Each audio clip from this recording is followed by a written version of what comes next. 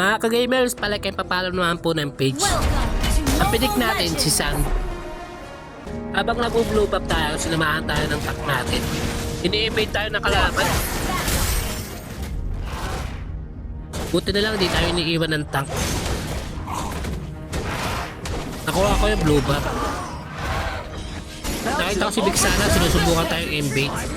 Inabitan niya pa tayo ng flame shot. Dumating pa yung panda, sinusubukan makagulo sa atin. Wala pa tayong masyadong damage kaya pinabayaan na lang natin makatakas. Ay, konti sa kalaban sa pagkuha ng turtle. Salamat sa tak at sinasamahan tayo. Nakuha namin yung turtle, di ko na inaabal yung kalaban, baka mabigyan pa tayo. Subukan ulit na makikautis ang core ng kalaban. Buti lang nakuha natin. Buti lang dumating si Nana, tinulungan tayo. Habang naglalakad tayo, nakasalubong natin si Silong na kaya nabigyan natin. Nakita ko si Ama nag-aatas sa bante. Nag-aatas sa bante rin tayo. Nag-gold down na yung skill natin kaya tinalo na natin si Amon sa may SS.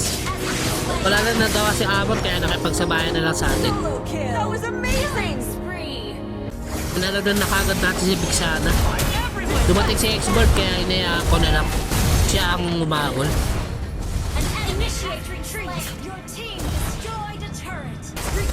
Nakuha ko na ulit yung turtle.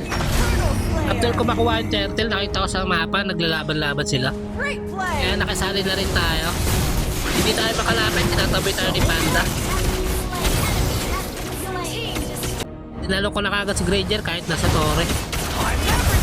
Nabigyan namin yung Granger kasi nabigyan rin tayo.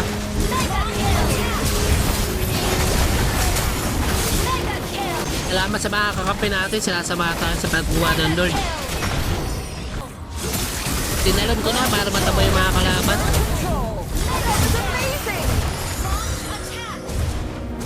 Nag-focus lang kami sa tore. Dalawa na lang natitira sa kanila para mag-dep. Nabigyan na namin yung panda. Nag-tower lock na kami para matapos na yung laro.